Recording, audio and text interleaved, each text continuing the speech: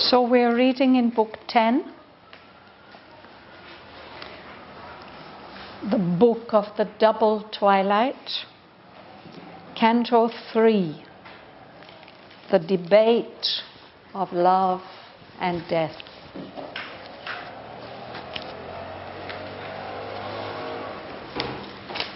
The previous canto was the Gospel of Death. All Death was explaining all about the ideal and how illusory it is, all the ideals, truth and love and beauty and joy. Nothing is real except death and destruction, hunger. Now, since the beginning of the canto, Savitri has been giving her version, which is quite different. And in what we were reading last week we read, she explained how everything was plunged into the riddling night, the involution, and explains how everything is raised up to meet the dazzling sun, the fulfillment when the evolutionary process is complete. And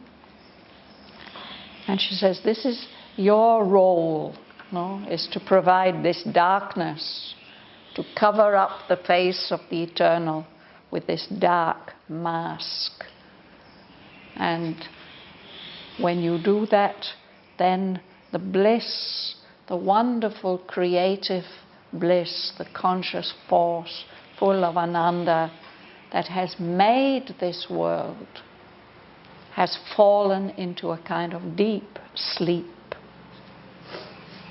She's still sleeping, but she has dreams, and all the beauties of nature are her dreams, her faint memories of what was intended when this creation was made. But now, where we are at the moment, death and ignorance govern the mortal world.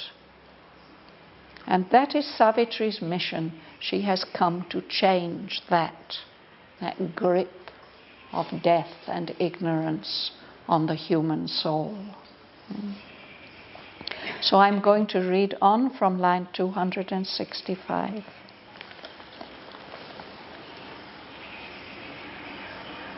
Earth still has kept her early charm and grace. The grandeur and the beauty still are hers. But veiled is the divine inhabitant. The souls of men have wandered from the light, and the great mother turns away her face. The eyes of the creatrix bliss are closed, and sorrow's touch has found her in her dreams. As she turns and tosses on her bed of void, because she cannot wake and find herself and cannot build again her perfect shape, oblivious of her nature and her state, forgetting her instinct of felicity, forgetting to create a world of joy, she weeps and makes her creatures' eyes to weep. Testing with sorrow's edge her children's breasts, she spends on life's vain waste of hope and toil the poignant luxury of grief and tears. in the nightmare change of her half-conscious dream, tortured herself and torturing by her touch, she comes to our hearts and bodies and our lives, wearing a hard and cruel mask of pain. Our nature, twisted by the abortive birth, returns wry answers to life's questioning shocks. An acrid relish finds in the world's pangs, drinks the sharp wine of grief's perversity. A curse is laid on the pure joy of life. Delight, God's sweetest sign and beauty's twin, dreaded by aspiring saint and austere sage, is shunned, a dangerous and ambiguous cheat, a specious trick of an infernal power. It tempts the soul to its self-hurt and fall. A Puritan God made pleasure a poisonous fruit, or red drug in the marketplace of death, and sin the child of nature's ecstasy. Yet every creature hunts for happiness, buys with harsh pangs, or tears by violence from the dull breast of the inanimate globe some fragment or some broken shard of bliss. Even joy itself becomes a poisonous draught.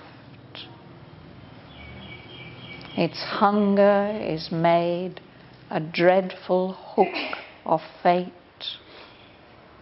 All means are held good to catch a single beam, eternity sacrificed for a moment's bliss.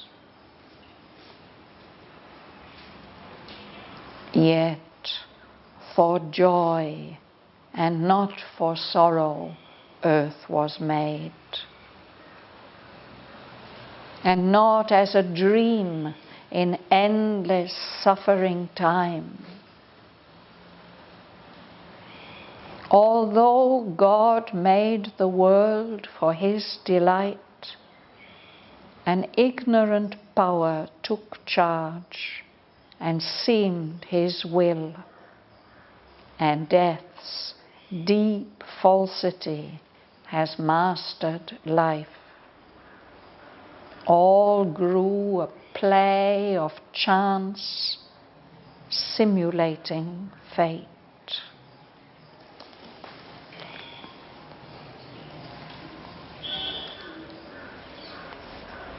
Which way are we going? Rosa?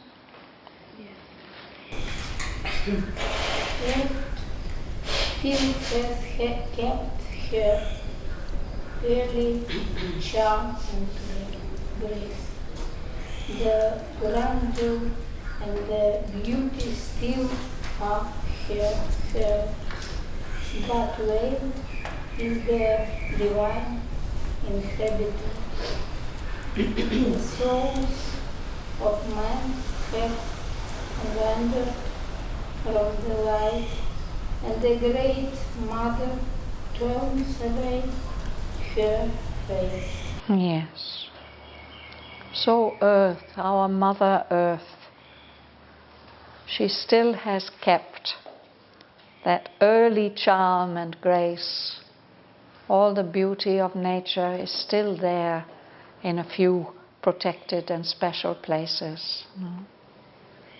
The grandeur of the great mountains, of the oceans, and the beauty are still hers. But we see only the material appearances, this material surface. The divine presence that's dwelling within is veiled from us. We don't see it clearly.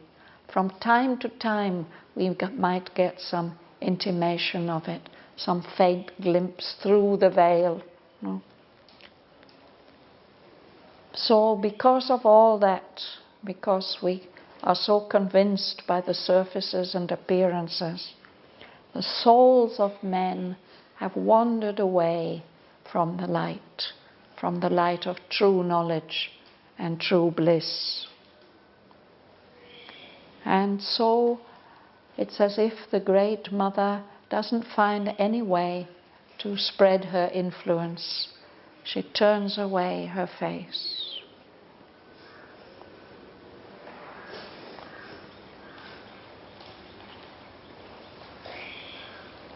Anandi, you will read? Yes. The eyes of the creative lips are closed, and sorrow's touch has found her in her dreams. As she turns and toils on her bed of void, because she cannot wake and find herself, and cannot build again her perfect shape, oblivious of her nature and her state, forgetting her instinct of felicity, forgetting to create a world of joy, she weeps and makes her creature's eyes to weep. We'll pause there. It's so poignant, no? This bliss, who is the one who has created all this, she's closed her eyes, she's turned away her face, and in her dreams, in this state of torpor and stupor that she is in, sorrow's touch has come into her dreams. She's trying to wake up. She turns and tosses on her bed of void, of emptiness, of the emptiness of space.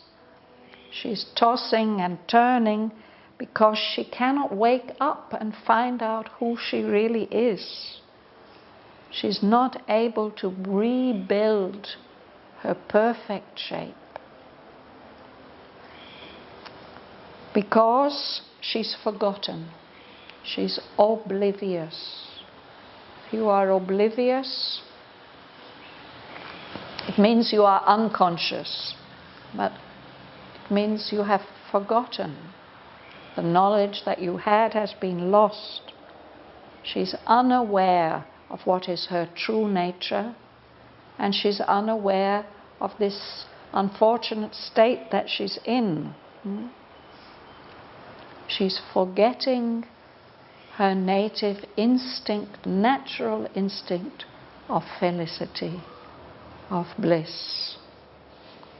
And so, because she's forgetting that, she's forgetting that she wanted to create a world of joy. So she's suffering because that creative power is suffering. She weeps, and she makes us weep too.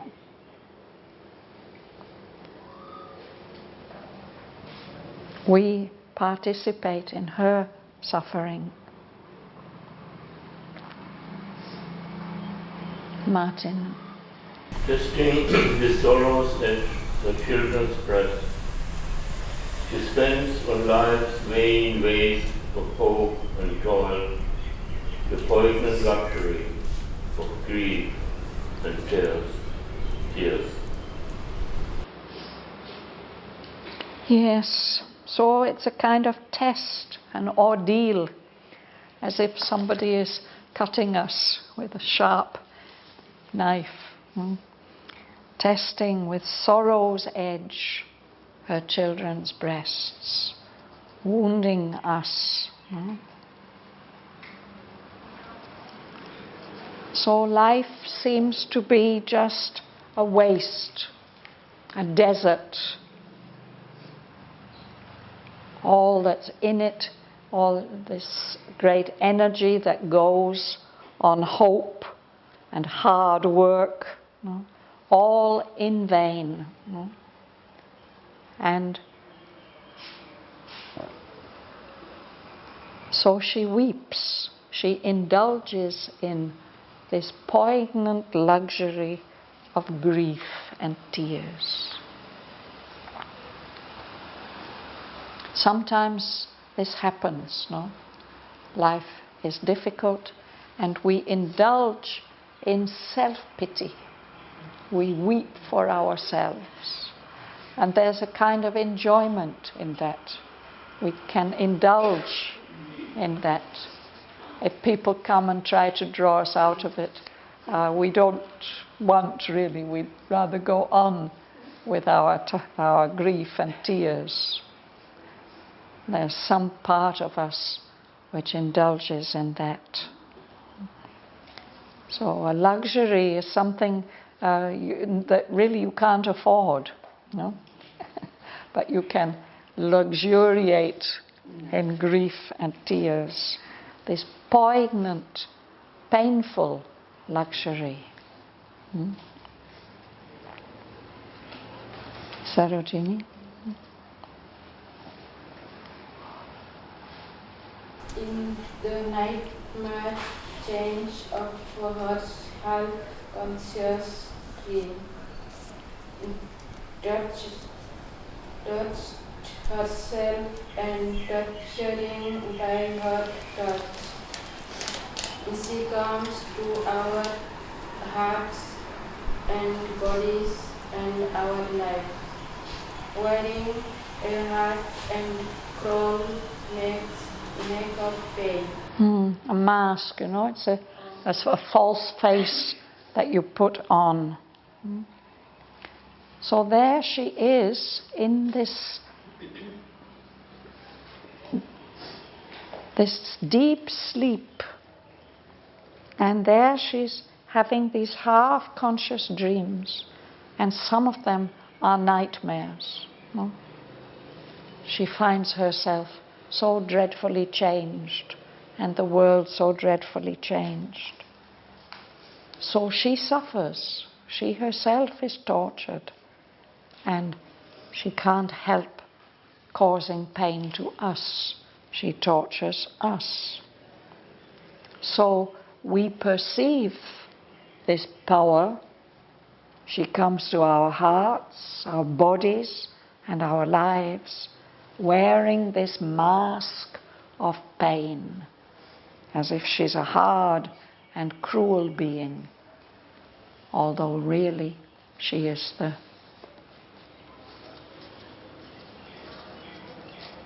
blissful creator. Something is twisted, perverted, spoiled. And as Savitri says, this is the work of death. He has done this twisting and perverting.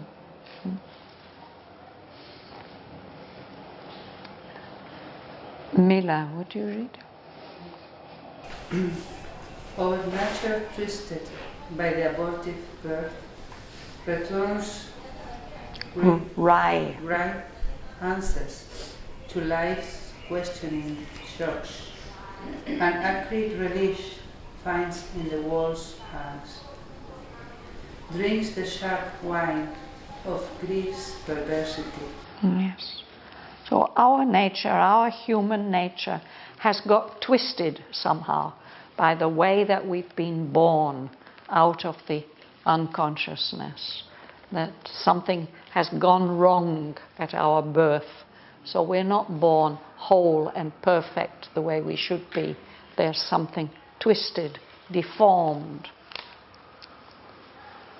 And that's happened with the birth of our nature.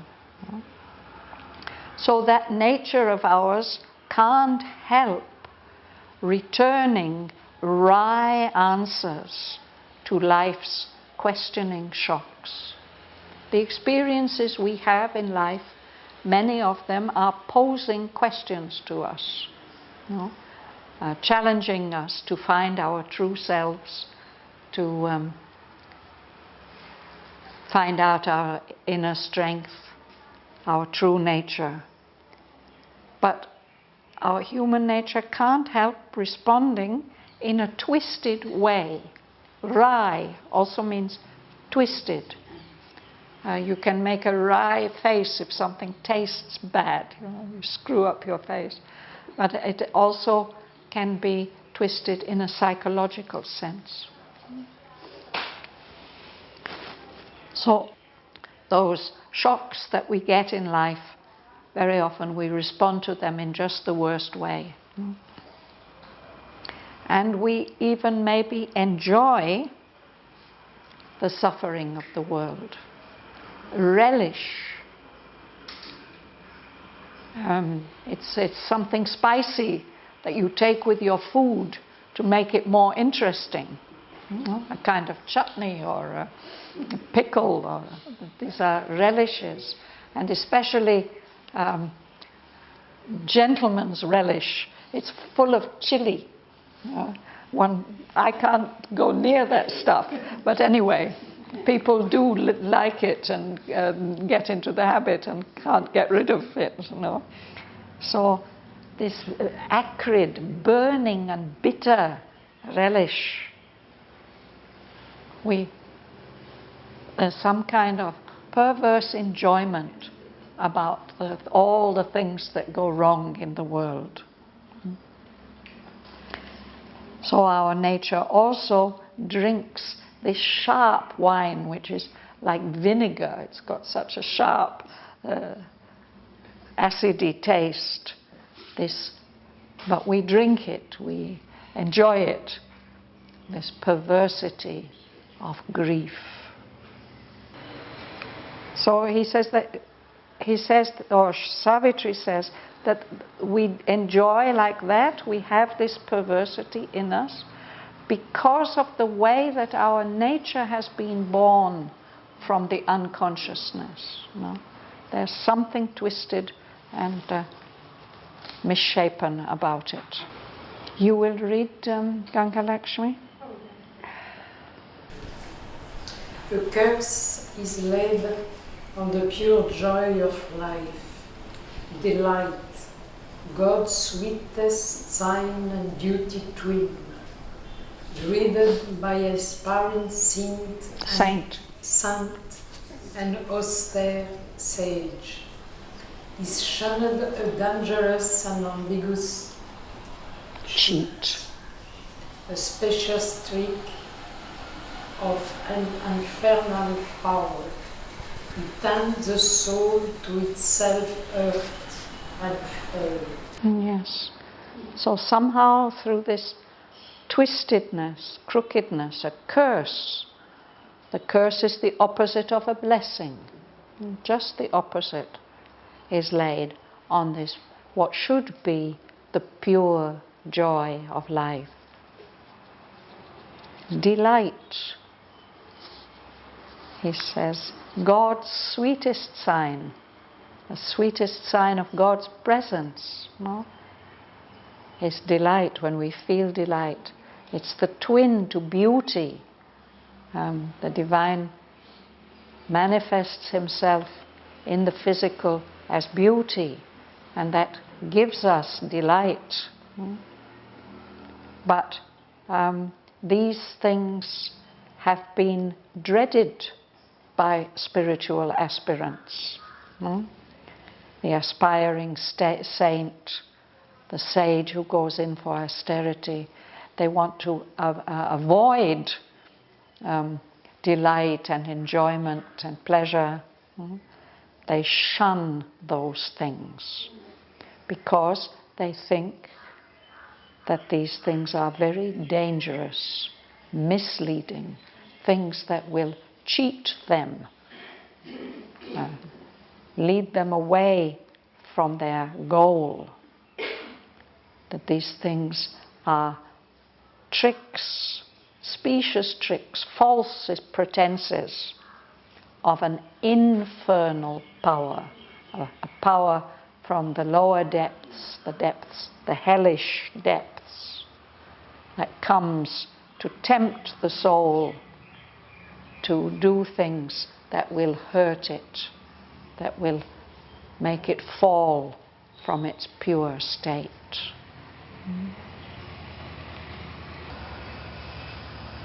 Leila. A Puritan god made pleasure a poisonous fruit, or red drug in the marketplace of death, and sin, the child of nature's ecstasy. So we know all about this Puritan god, no? In several religions there's this idea that the pleasure principle is just something poisonous, a fruit that should be avoided. Or maybe it's even a drug that's going to destroy you, a red drug in the marketplace of death. And that natural ecstasy and delight of nature gives rise to sin, to wrongdoing that separates you from the divine.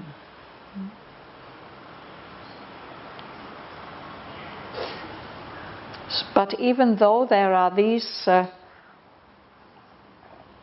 concepts, experiences even, nevertheless, we all hunt for happiness. Sergei.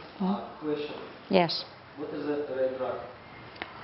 Well, a drug, you know what a drug is. It's a medicine, and it can be a medicine that actually poisons you. And if it's a red drug, this seems to be connected with sin, precisely, with vital enjoyment, perverse enjoyment. Yeah? Yet every creature hunts for happiness, buys with harsh pangs or tears by violence from the dull breast of the inanimate globe, some fragment or some broken shard of bliss. Yeah, so it's the delight that's there in the world, it gets expressed like this. Every creature hunts for happiness to whatever extent they can, even if it costs them a lot of pain, harsh pangs, strong pain, or if they have to do violence to tear from this world of matter, this dull breast of the inanimate globe, somehow to tear out of it some fragment, some little broken piece, some broken shard of bliss. A shard is also a broken piece like a fragment, but it's typically a piece that is broken in such a way that it has a sharp edge or a sharp point or both. So a shard can be quite dangerous, a shard of glass. You can cut yourself on that. So if the thing were complete, then you would experience bliss. But if what you get is a broken fragment, it can do you harm.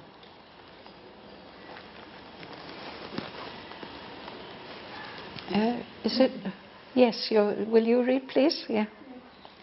Even joy itself becomes a poisonous draught.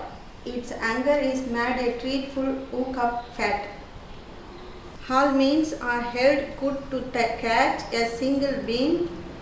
Eternity sacrificed for a moment's bliss. Yet for joy and not for sorrow heart was made, and not as a dream in endless suffering time. Thank you. Yes. So even joy, what should be the pure joy of life, can become a poisonous drink, a draught, something that you swallow down. The hunger for joy is made like a hook to catch a fish. Fate will catch hold of you with your longing for joy. And nevertheless, we think that we can do anything, that we have the right, all means are held good, to catch just a single beam, a little ray of bliss, of happiness. We're ready to sacrifice our souls, ready to sacrifice eternity, just for a moment's bliss. And yet, Savitri says that earth was made for joy and not for sorrow. This is not the way that things are meant to be. No? And earth is not meant to be a dream, an illusion in this endless suffering time. That's not the meaning and intention of the earth. No? Earth was made for joy and not for sorrow.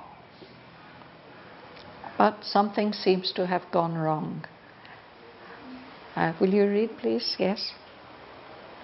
Of thought God made the world for his delight, and ignorant power took charge and sings his will, and this deep falsity has mastered life.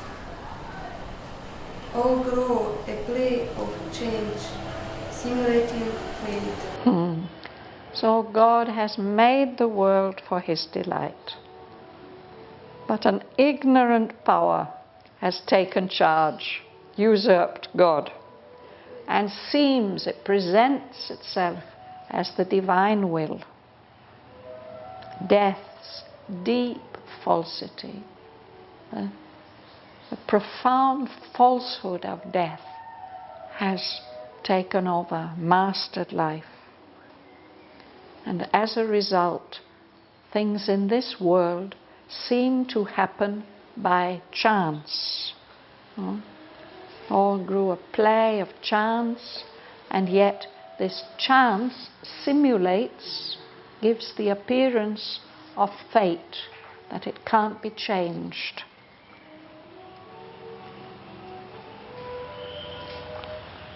This is how it can look to us if we look at the world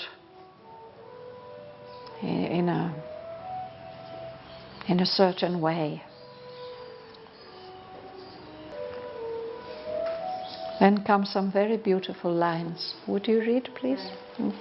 A secret air of pure felicity, deep like a sapphire hair, heaven your spirit breathe, our heart and bodies feel its absorbed call, our sense group for its and touch and loss.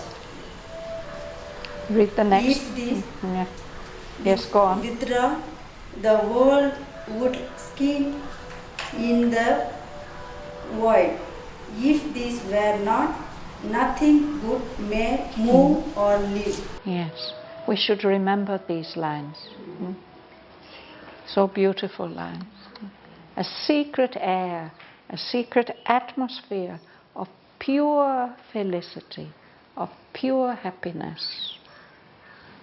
It's like a deep blue sky. That's the atmosphere that our spirits breathe. That pure, deep blue air of bliss. And our hearts and bodies feel the attraction of that atmosphere. Our senses, they are always trying to feel that. And they do touch it sometimes, and then they lose it. If that atmosphere were not there, if that atmosphere withdrew, this whole world would just dissolve. It would dissolve into the emptiness. If that atmosphere were not there supporting everything, nothing could move or live. It's the atmosphere that the Spirit breathes which is sustaining everything.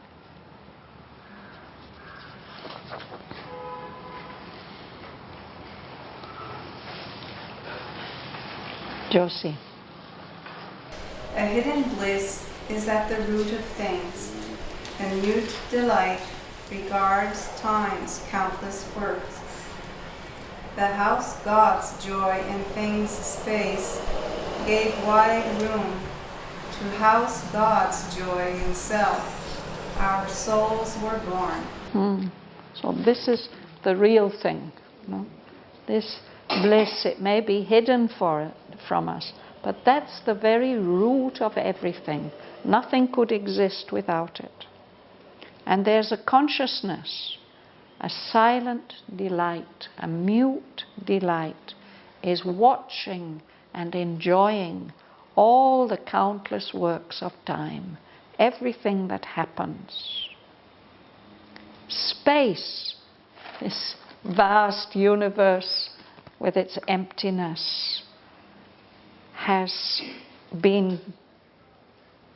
come into existence to give room to house God's joy in things, in objects, in movements, in created, manifested things. That's why there's space. And to house God's joy in self, our souls were born. Why have all these individualized beings come into existence? It's so that through each of them, the Lord can enjoy. In each of them, through each of them, as each of them.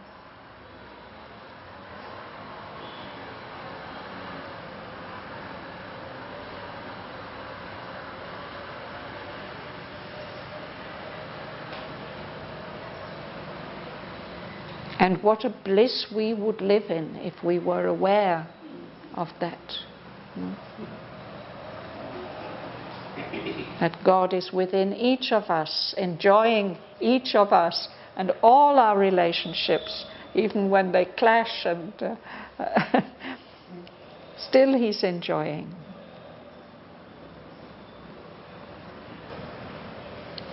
Gumsun, would you read?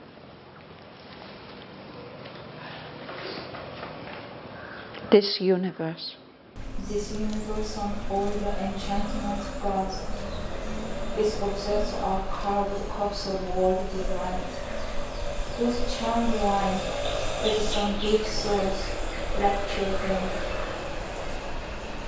The all-wonderful has packed heaven with his dreams. He has made blank ancient space his marble house. He's filled his spirit into matter's signs. His fires of grandeur burn in the great sun. He glides through heaven, shimmering in the moon. His beauty caroling in the fields of sound. His chant the standards of the ozone wind. His silence watching in the stars at night. He wakes at dawn and calls from every door, every bow. Lies stunned in the storm and winds, in flower and trees. Such a beautiful passage. But it has become late. I think we will leave the explanation for next time.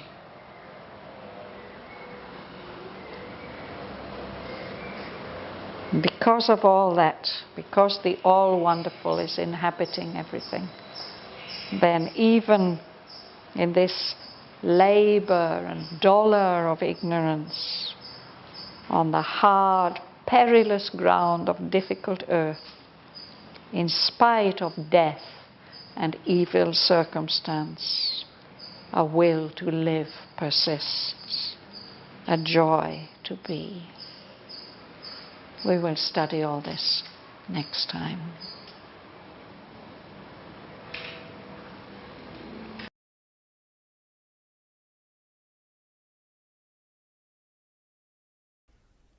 Earth still has kept her early charm and grace. The grandeur and the beauty still are hers, but veiled is the divine inhabitant. The souls of men have wandered from the light, and the great Mother turns away her face.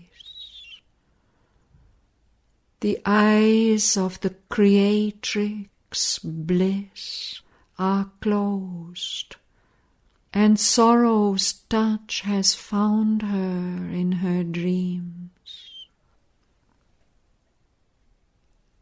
As she turns and tosses on her bed of void, because she cannot wake and find herself, and cannot build again her perfect shape, oblivious of her nature and her state, forgetting her instinct of felicity, forgetting to create a world of joy, she weeps and makes her creatures' eyes to weep. Testing with sorrow's edge her children's breasts, she spends on life's vain waste of hope and toil the poignant luxury of grief and tears.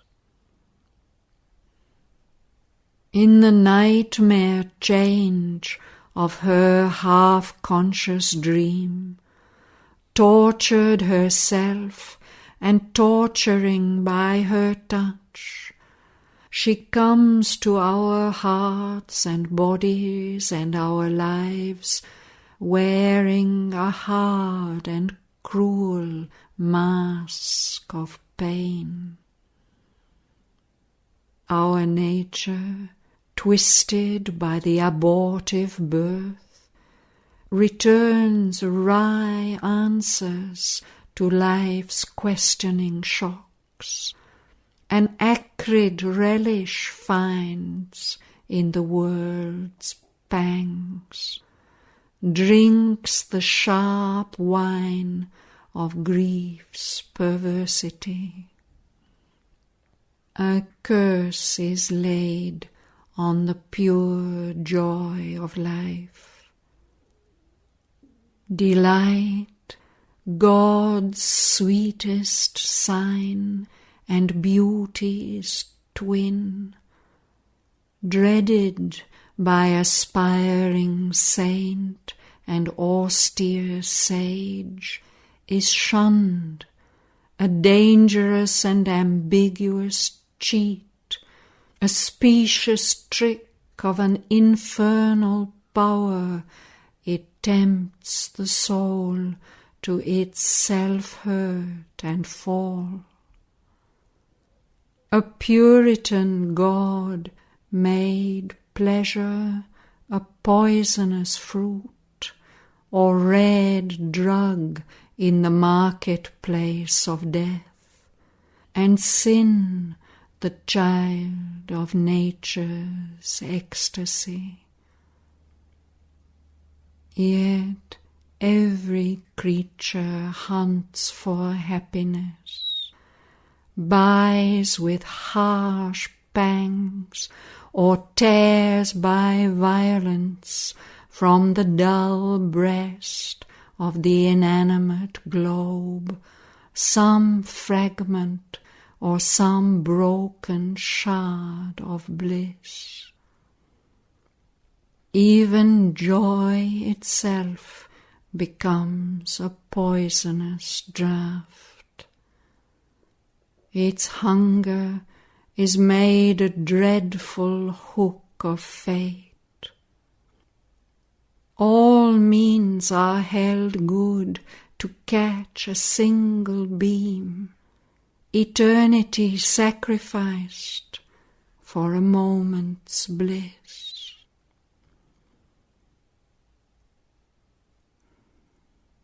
Yet for joy and not for sorrow earth was made, and not as a dream in endless suffering time. Although God made the world for His delight, an ignorant power took charge and seemed His will, and death's deep falsity has mastered life. All grew a play of chance, simulating fate.